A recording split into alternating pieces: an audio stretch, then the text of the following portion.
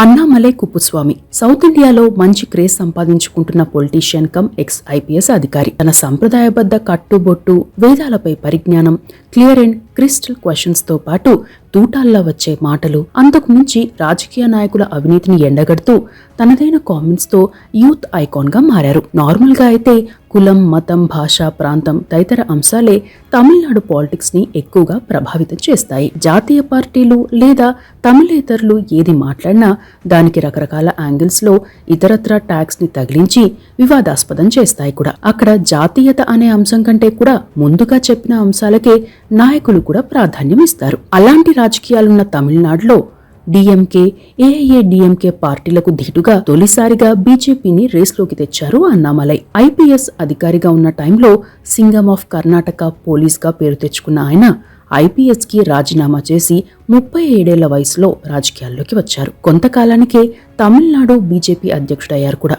ఆ పదవిలోకి వచ్చి రాగానే పార్టీలోని కోవట్లను, చెత్తను ఏరిపారేయడం ప్రారంభించారు. అదే టైంలో తన పదునైన ప్రశ్నలతో ప్రజల్లో ఆలోచన వచ్చేలా చేయడం, ఆధారాలతో కూడిన ఆరోపణలు చేసి అధికార డిఎంకేని ఎండగట్టడం ద్వారా బీజేపీని ప్రజల్లోకి తీసుకెళ్లారు. అతి తక్కువ వయసులోనే రాష్ట్ర బీజేపీ అధ్యక్షుడైన వారిలో ఒకరిగా నిలిచిన అన్నామలై రానున్న కాలంలో మోదీ, అమిత్ షా, యోగి ఆదిత్యనాథ్ లాంటి పవర్ఫుల్ లీడర్ల జాబితాలో నిలవనున్నారని ఆయన అభిమానులు కూడా చెబుతున్నారు. ఈ లోక్సభ ఎన్నికల్లో తమిళనాడులో బీజేపీ రికార్డ్ క్రియేట్ చేస్తుంది అనే అంచనాలు కూడా ఉన్నాయి. ఈ నేపథ్యంలో అన్నామలై నేపథ్యం ఏంటి? ఆయన్ను సింగం ఆఫ్ కర్ణాటక పోలీస్ అని ఎందుకు పిలుస్తారు? ఆయన తన ఐపీఎస్ పదవిని ఎందుకు వదిలేయాల్సి వచ్చింది అనే అంశాలను తెలుసుకుందాం. అన్నామలై పూర్తి పేరు అన్నామలై కుప్పుస్వామి. ఈయన 1984 జూన్ 4న తమిళనాడులోని కరూర్ ప్రాంతంలో చిన్నత్పుర సొక్కంపట్లో జన్మించారు. తల్లిదండ్రులు పరమేశ్వరి కుప్పుస్వామి. వారి ఏకైక సంతానం అన్నామలై కుప్పుస్వామి. వీరిది వ్యవసాయ కుటుంబం. వీరు మలై గౌండర్ వర్గానికి చెందినవారు. కరూర్ ప్రాంతంలో ఈ వర్గ ప్రాబల్యం ఎక్కువగా ఉండేది. వెనుకబడిన ప్రాంతం కూడా. దిగువ మధ్యతరగతి చెందినవారు, సన్న చిన్నకారు రైతులే ఎక్కువగా ఉంటారు. అలాంటి కుటుంబంలో పుట్టిన అన్నామలై కుప్పుస్వామి స్థానికంగానే చదివారు. చిన్నతనం నుండి పొలం వెళ్లి తండ్రికి సహాయం చేసేవారు. కరూరు ప్రభుత్వ పాఠశాలలో, అక్కడి కాలేజ్లోనే ఇంటర్ వరకు పూర్తి చేశారు. ఓవైపు పొలం పనులు చేస్తూనే చదువులోనూ ముందుండేవారు. ఇంజనీరింగ్ ఎంట్రన్స్ లో మంచి ర్యాంక్ రావడంతో కోయంబత్తూరులోని పిఎస్జి కాలేజ్ ఆఫ్ టెక్నాలజీ నుండి మెకానికల్ ఇంజనీరింగ్ పూర్తి చేశారు. అక్కడే కాలేజ్ మేనేజ్మెంట్ సర్కిల్ కి, సంవేది సొసైటీకి కార్యదర్శిగా పనిచేశారు. సామాజిక అంశాలపైన అవగాహన పెంచుకున్నారు. ఆ తరువాత 2010లో లక్నో ఐఐఎం నుండి ఎంబీఏ పూర్తి చేశారు. అక్కడ క్యారెక్టర్ అండ్ పర్సనాలిటీ క్లబ్ లో చురుగ్గా పాల్గొనేవారు. ఇక 2011లో యూపీఎస్సీ రాసి 244 ర్యాంక్ సాధించారు. ముస్సోరిలో ట్రైనింగ్ అయ్యాక 2011 డిసెంబర్ నుండి 2013 సెప్టెంబర్ వరకు సర్దార్ వల్లభాయ్ పటేల్ నేషనల్ పోలీస్ అకాడమీలో శిక్షణ పొందారు. 2013 సెప్టెంబర్లో కర్ణాటకలోని ఉడిపి జిల్లా కర్కల ఏఎస్పీగా పోస్టింగ్ వచ్చింది. అప్పటికి ఉడిపిలో రాజకీయ పరిస్థితులు వేరుగా ఉండేవి. కర్ణాటకలో పలు ప్రాంతాల్లో ఉన్న వ్యాపారులు, స్మగ్లర్లు ఉడిపిలోని కొన్ని ప్రాంతాలను స్లీపర్ సెల్స్ గా వినియోగించుకునేవారు. గంజాయి, డ్రగ్స్, లిక్కర్ మాఫియాలు, ఆర్థిక లావాదేవీలు కూడా ఇక్కడ నుండి నిర్వహించేవారు. ఈ విషయం గమనించిన అన్నామలై స్మగ్లర్లను వెంటాడి పట్టుకునేవారు. దీంతో చాలా వరకు ఆ స్మగ్లర్లు ఇతర ప్రాంతాలకు పారిపోవాల్సి వచ్చింది. 2015 జనవరి నుండి 2016 ఆగస్టు వరకు కర్ణాటకలోని ఉడిపిలో సూపరింటెండెంట్ ఆఫ్ పోలీస్ గా పనిచేశారు. ఆ టైంలోనే ఉడిపిలో ఓ దారుణమైన ఘటన జరిగింది. ఓ మైనర్ బాలికను 4 అబ్బాయిలు అతి దారుణంగా అఘాయిత్యం చేసి చంపేశారు. ఆ ఘటన కలకలం సృష్టించింది. రాజకీయ రంగు కూడా పులుముకుంది. అయితే ఆ అమ్మాయి తల్లి అన్నామలైతో మాట్లాడుతూ తన కుమార్తె మరణానికి పోలీసుల నిర్లక్ష్యమే కారణమని, పోలీసులు తన కుమార్తెను తెచ్చి ఇస్తారా అని అడిగారట. ఆమె చెప్పిన మాటలు, ఆ తల్లి సంధించిన ప్రశ్నలకు చలించిపోయారు అన్నామలై. అయితే ఓ పోలీసు అధికారిగా తన పరిధులు తనకు ఉండడంతో తన భావోద్వేగాలను అణిచిపెట్టారు. ఆ తల్లితో మాట్లాడుతూ, నీ కుమార్తెను తిరిగిచ్చే శక్తి నాకు లేదు, కానీ ఇలాంటి పరిస్థితి ఏ అమ్మాయికి రాకుండా చూసుకుంటాను. నేను ఓ పోలీసు అధికారిగా మాత్రమే కాదు, ఆ అమ్మాయికి అన్నయ్యగా, నీ కొడుకుగా నేను మాట ఇస్తున్నా అని చెప్పారు. 24 గంటలు తిరిగేలోగా ఆ కేసులో నిందితులను పట్టుకున్నారు. అయితే చట్టంలో ఉన్న లొసుగులను చూపించి నిందితులు తప్పించుకునేందుకు రకరకాల మార్గాల్లో ప్రయత్నిస్తున్నారు. అప్పటికే డేరింగ్ ఆఫీసర్గా పేరున్న అన్నామలైకి ఇవన్నీ అర్థమయ్యాయి. నిందితులను అరెస్ట్ చేసి వేరే ప్రాంతానికి తరలిస్తుంటే వారు తప్పించుకోబోయారు. దీంతో అన్నామలై కుప్పుస్వామి చట్టం తన పని తాను చేసుకుపోతోంది, చట్టాన్ని గౌరవించాలి అని తనదైన శైలిలోనే చెప్పారు. ఒకవేళ ఆ కేసులో గనక పోలీసులు వైఫల్యం చెందితే కర్ణాటక పోలీస్ శాఖకే ఆ కేసు మాయని మచ్చగా మిగిలేదని చెప్పవచ్చు. ఇక గుట్కా మాఫియా, స్మగ్లర్లు, ganja mafia, liquor mafia, sand మాఫియాపై ఉక్కుపాదం మోపాడు.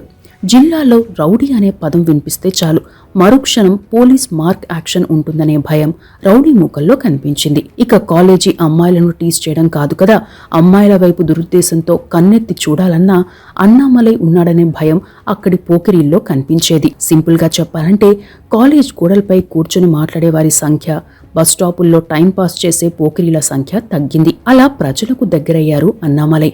ఇక 2016 ఆగస్టులో ఆయన్ను చిక్మంగళూరుకు ట్రాన్స్ఫర్ చేశారు. దీంతో తమ అధికారిని బదిలీ చేయవద్దని ప్రజల్లో చాలా మంది ప్రభుత్వాన్ని కోరారు. కొందరు యువత ప్రభుత్వానికి వ్యతిరేకంగా నినాదాలు చేశారు కూడా. అయితే బదిలీలు విధుల్లో భాగమని, ప్రభుత్వ ఆదేశాలకు తాను కట్టుబడి ఉండాలని, ఎవరూ ఎలాంటి వ్యతిరేకత వ్యక్తం చేయకూడదని విన్నవించారు అన్నామలై.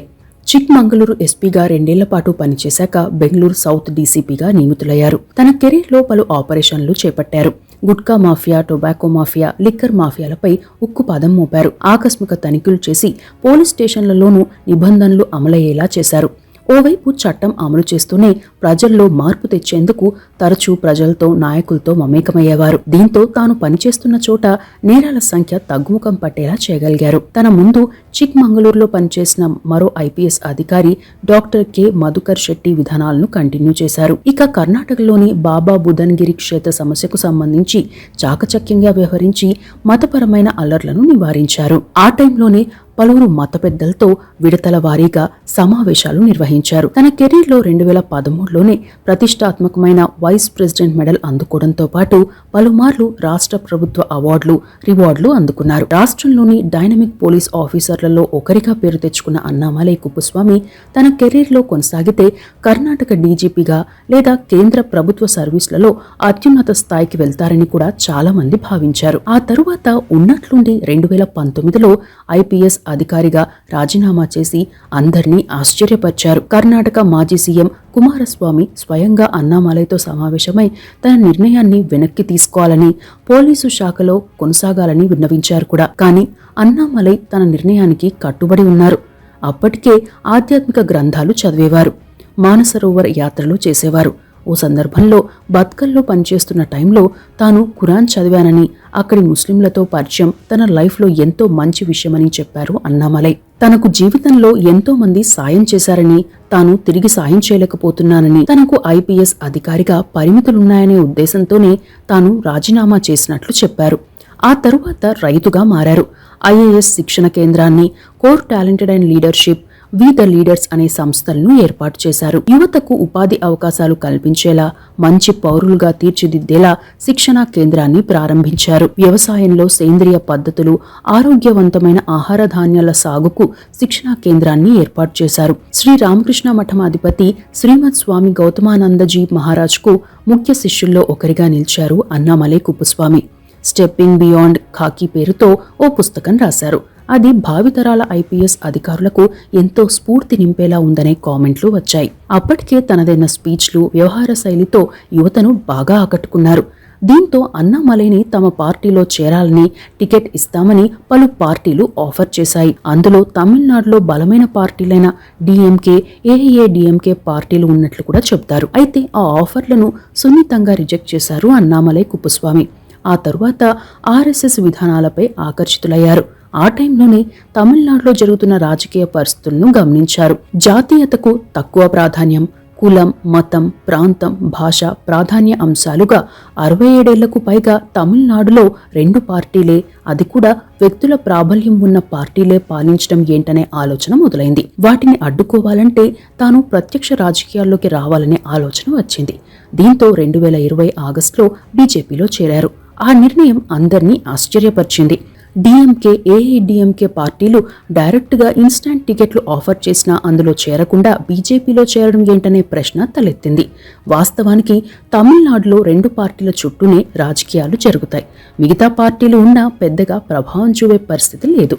విజయకాంత్ గారి పార్టీ కొన్నాళ్ల పాటు ప్రభావం చూపిన రాజకీయ పరిస్థితుల కారణంగా డిఎంకే, ఏఐడిఎంకే పార్టీలే మళ్లీ కీలకంగా మారాయి. కాంగ్రెస్, బీజేపీలు అక్కడ ఉన్న డిఎంకే, ఏఐడిఎంకే పార్టీలతో పొత్తు పెట్టుకుంటే మనుగడ సాగించే పరిస్థితి ఉండేది. అలాంటి టైంలో బీజేపీలో చేరి ఆశ్చర్యపరిచారు అన్నామలై. అప్పటికి తమిళనాడు బీజేపీ అధ్యక్షుడిగా లోకనాథన్ మురుగన్ ఉన్నారు. ఆ టైంలో బీజేపీ, ఏఐడిఎంకే పొత్తు కూడా ఉండేది. ఓవైపు పొత్తు కొనసాగిస్తూనే లోకనాథన్ మురుగన్ పార్టీ విస్తరణకు కృషి చేశారు. 30 రోజుల పాటు యాత్ర కూడా చేశారు. 2021 ఎన్నికల్లో తమిళనాడులో బీజేపీ 4 ఎమ్మెల్యే స్థానాలను గెలుచుకుని రికార్డ్ క్రియేట్ చేసింది.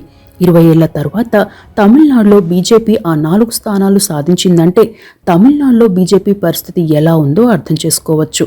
ఆ ఎన్నికల్లో అరవకుర్చి అసెంబ్లీకి పోటీ చేసి డిఎంకే అభ్యర్థి ఇలంగో చేతిలో 21,000 ఓట్ల తేడాతో ఓడిపోయారు అన్నామలై. అయితే పార్టీతో పాటు తన గెలుపోటములతో సంబంధం లేకుండా నిత్యం ప్రజలతోనే ఉండేవారు.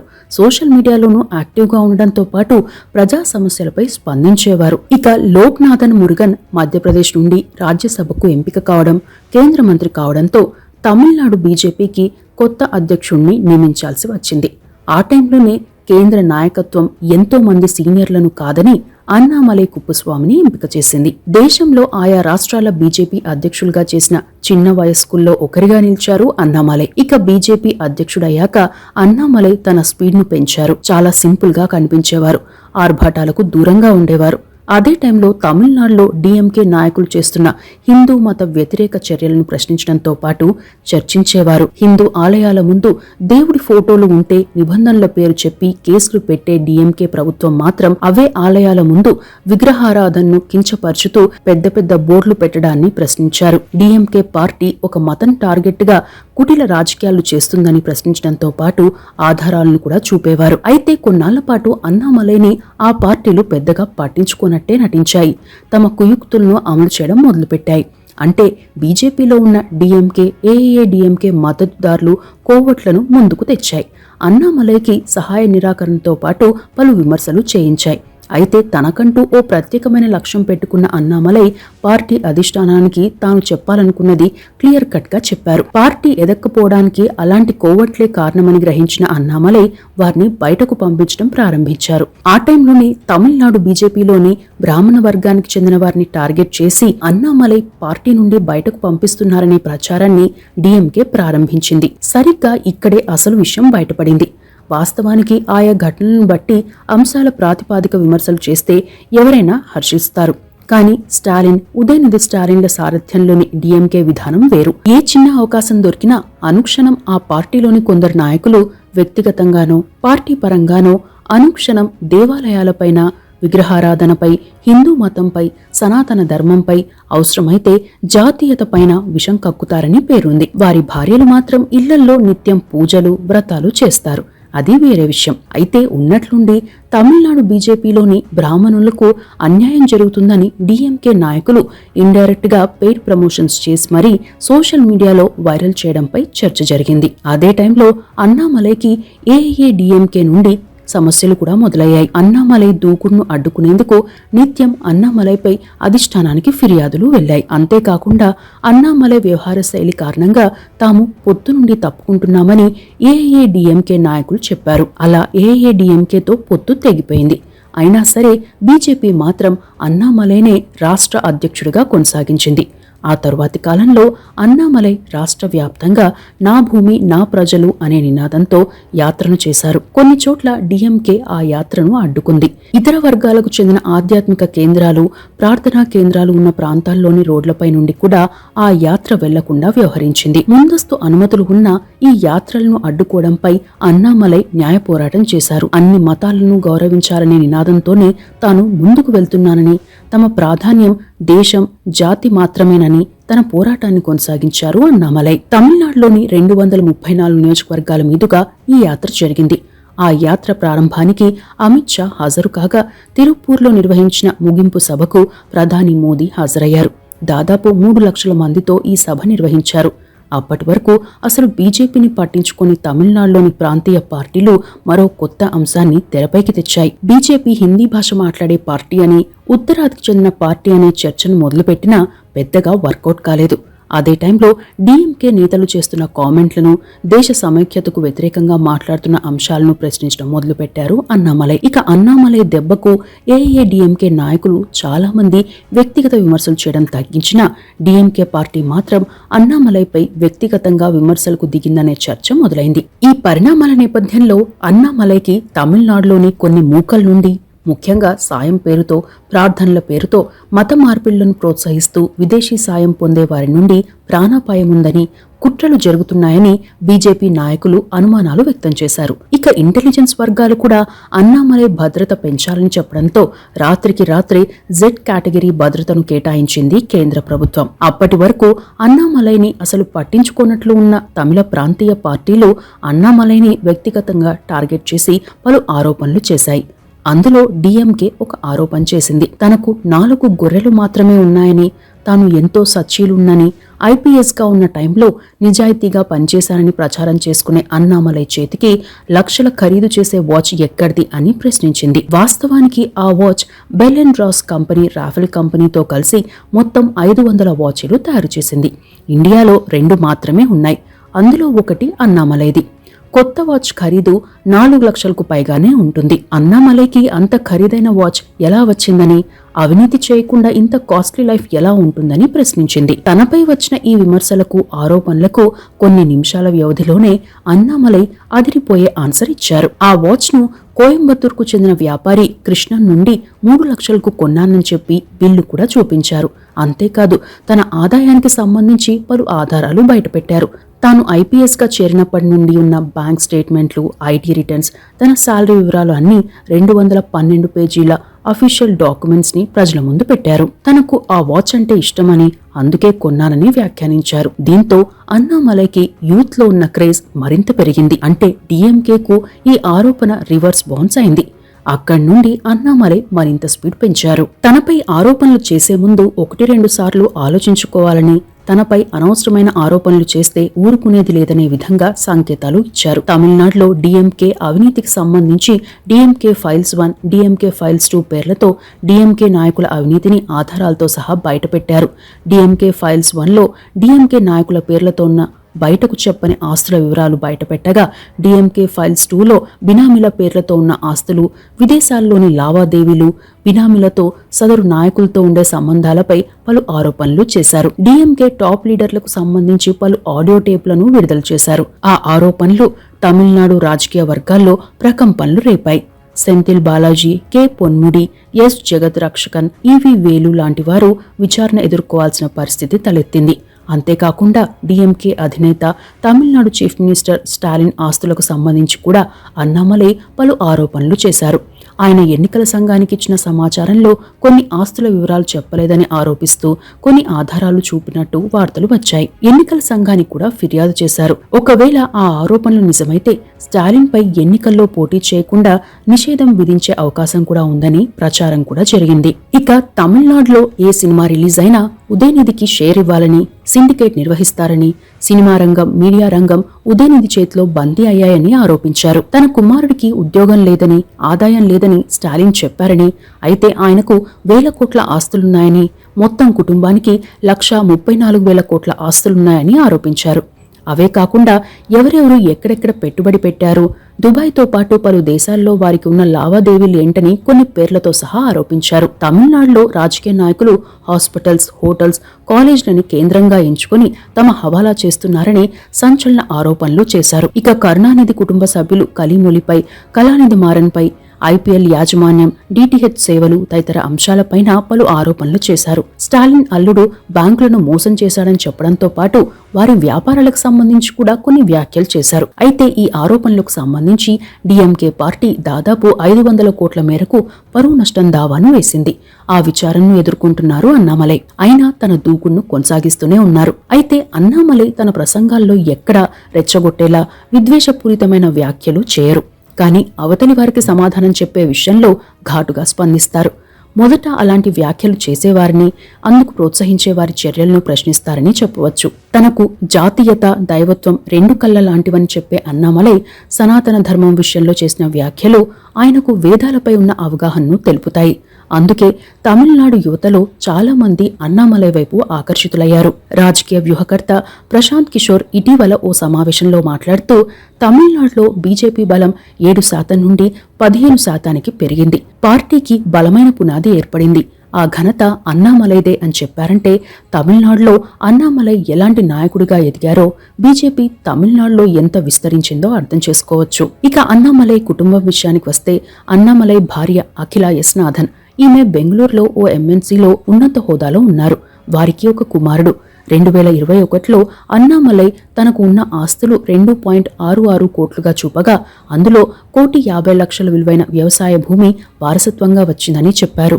అదే టైంలో అప్పులు 25 లక్షలుగా ఉన్నాయి. తనకు సొంత కారు కూడా లేదు. మిత్రుడి కారు వాడుతున్నానని, ఎలాంటి ఎంక్వైరీకైనా సిద్ధమని గతంలో వ్యాఖ్యానించారు. మరో విషయం ఏంటంటే కన్నడలో అన్నామలైని సింగం ఆఫ్ కర్ణాటక పోలీస్గా పిలుస్తారు. ఇప్పటికీ ఆయనకు కర్ణాటకలో మంచి క్రేజ్ ఉంది. తాజాగా ఆయన ఓ సినిమాలోనూ నటించారు.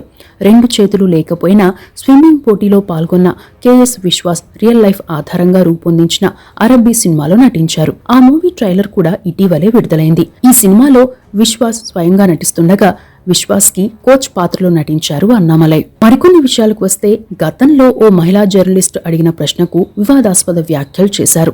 ఓ ప్రెస్ మీట్లో ఓ ఫిమేల్ జర్నలిస్ట్ అన్నామలైతో మాట్లాడుతూ గతంలో బీజేపీకి రాష్ట్ర అధ్యక్షుడు కాకపోయి ఉంటే కాషాయ పార్టీలోనే కొనసాగేవారా అని ప్రశ్నించారు. అయితే ఆ ప్రశ్న వేసిన విధానంపై అన్నామలై అసహనం వ్యక్తం చేశారు. ఇలాంటి అద్భుతమైన ప్రశ్న అడిగిన వారు ఎవరో 8 కోట్ల మంది తమిళులకు తెలియాలి. అందుకే ఆ ప్రశ్న వేసిన వారు నా పక్కన వచ్చి నిలబడాలి అని అన్నారు.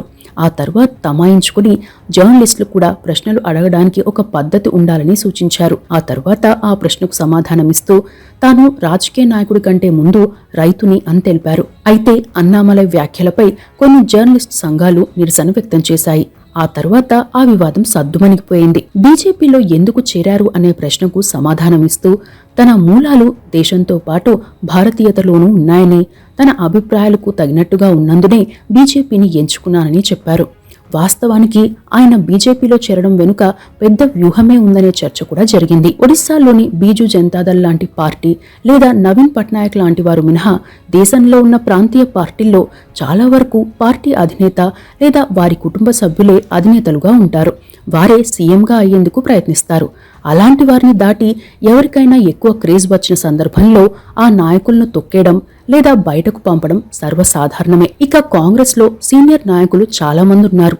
అంతేకాకుండా కులం, మతం, ప్రాంతం కాంగ్రెస్లో ప్రాధాన్యం చూపుతుందని, అలాంటివేవీ లేని బీజేపీలోనే తనకు ఎదిగేందుకు స్కోప్ ఉందనే ఉద్దేశంతోనే ఆయన బీజేపీలో చేరానని చెప్పారు. అంతేకాకుండా తమిళనాడులో ఒక మతాన్ని టార్గెట్గా చేసుకుని కొన్ని పార్టీలు, కొన్ని శక్తులు వ్యవహరిస్తున్న తీరును అడ్డుకోవాలంటే బీజేపీలో చేరాలని నిర్ణయానికి వచ్చినట్టు కథనాలు వచ్చాయి. ఇక తన వ్యవహార శైలితోనూ యూత్ ఐకాన్ గా మారారు అన్నామలై. ఆయన స్పీచ్లు నిత్యం తమిళనాడులో హాట్ టాపిక్ గా మారాయని, ట్రెండింగ్ లో ఉన్నాయని కూడా చెప్పవచ్చు. లోక్సభ ఎన్నికల్లో తమిళనాడులోని పార్టీలకు ధీటుగా బీజేపీ ఎదిగేలా చేసిన అన్నామలైకి ఓ సందర్భంలో హీరో విజయ్ తోనూ వివాదం తలెత్తింది. ఇటీవల సీఏఏకి సంబంధించి విజయ్ చేసిన కామెంట్లపై ఘాటుగా స్పందించారు అన్నామలై. కొంతకాలం క్రితం కర్ణాటక అసెంబ్లీ ఎన్నికలకు సంబంధించి అభ్యర్థుల ఎంపిక కమిటీలో అన్నామలై కూడా ఒక సభ్యుడిగా ఉండడం కర్ణాటక బీజేపీ వర్గాలను కూడా ఆశ్చర్యానికి గురిచేసింది. తన అభిప్రాయాన్ని క్లిస్టర్ అండ్ క్లియర్ గా చెప్పే అన్నామలై మాట తీరు కూడా అలాగే ఉంటుంది. కొన్నాళ్ల క్రితం ఓ మీడియా ఛానల్ నిర్వహించిన చర్చలో అన్నామలైతో పాటు కేసీఆర్ కుమార్తె, మాజీ ఎంపీ, ప్రస్తుత ఎమ్మెల్సీ కవిత కూడా పాల్గొన్నారు. ఆ చర్చలో భాగంగా కవిత బీజేపీపై పలు ఆరోపణలు చేశారు. అందుకు సమాధానంగా అన్నామలై పలు అంశాలను లేవనెత్తారు. అయితే కాళేశ్వరం ప్రాజెక్టుకు బదులు పోలవరం ప్రాజెక్టు అని వ్యాఖ్యానించారు. అప్పట్లో కవిత వర్సెస్ అన్నామలై వీడియో వైరల్ అయింది. తమిళ, ఇంగ్లీష్, హిందీ, కన్నడ మాట్లాడే అన్నామలై ఏ అంశంపైనైనా చర్చకు సిద్ధమని పలుమార్లు ప్రకటనలు చేయడంతో పాటు ఆయా అంశాలపై ఎప్పటికప్పుడు సోషల్ మీడియాలో పోస్ట్ చేస్తుంటారు. తద్వారా యువతకు మరింత దగ్గరయ్యారు. అన్నామలై వేస్తున్న ప్రశ్నలపై ప్రజల్లో చర్చ జరుగుతున్న నేపథ్యంలో గతంలో ఎన్నడూ లేని విధంగా ఈసారి డీఎంకే ప్రభుత్వం సుబ్రహ్మణ్య స్వామి ఆలయ ఉత్సవాలను అధికారికంగా నిర్వహించేందుకు ముందుకొచ్చింది. అంతేకాదు స్థానికంగా డీఎంకే నాయకులు బీజేపీకి రాముడైతే డీఎంకేకి సుబ్రహ్మణ్య స్వామి అని చెబుతున్నారు. అయితే అన్నామలై మతపరమైన కార్యక్రమాలకు ప్రాధాన్యం ఇస్తున్నారన్న ప్రచారంపై ఆయన అభిమానులు కౌంటర్ ఇస్తున్నారు. వ్యవస్థలో సమస్యలు ఉంటే సమస్యలను నిర్మూలించాలని, కానీ కొందరు నాయకులు వ్యవస్థల్ని నిర్మూలించాలనే కోణంతో ఆలోచిస్తున్నారని చెబుతున్నారు. మొత్తం మీద జాతీయ పార్టీలను కూడా సెకండరీ పార్టీలుగా చూసే పరిస్థితి తమిళనాడులో ఉంది. అలాంటి తమిళనాడులో బీజేపీకి సారథిగా ఉన్న అన్నామలై తనదైన వ్యూహంతో అధికార పీఠానికి దగ్గరయ్యేందుకు ఎంతో సమయం పట్టదని కామెంట్లు వస్తున్నాయంటే అన్నామలై తమిళనాడులో ఎంత ప్రభావం చూపుతున్నారో అర్థం చేసుకోవచ్చు. అంతేకాదు జాతీయ స్థాయిలో మోదీ, నార్త్లో యోగి, తరువాత సౌత్లో అన్నామలై అని ఆయన ఫాలోవర్లు చెబుతున్నారు. అదే జరిగితే రానున్న కాలంలో తమిళనాట మాత్రమే కాదు దక్షిణాదిలోనూ బీజేపీకి ఒక గైడ్గా అన్నామలై పేరును చెప్పవచ్చు. ఇక రానున్న లోక్సభ ఎన్నికల్లో తమిళనాడులో అన్నామలై సారథ్యంలోని బీజేపీ ఎన్ని సీట్లు సాధిస్తుంది? నిజంగా అన్నామలై ప్రభావం ఉందా? ఆయనకున్న ఆకర్షణ ఓటుగా మారుతుందా అనేది వేచి చూడాలి. ఇవి అన్నామలై కుప్పస్వామికి సంబంధించిన అంశాలు.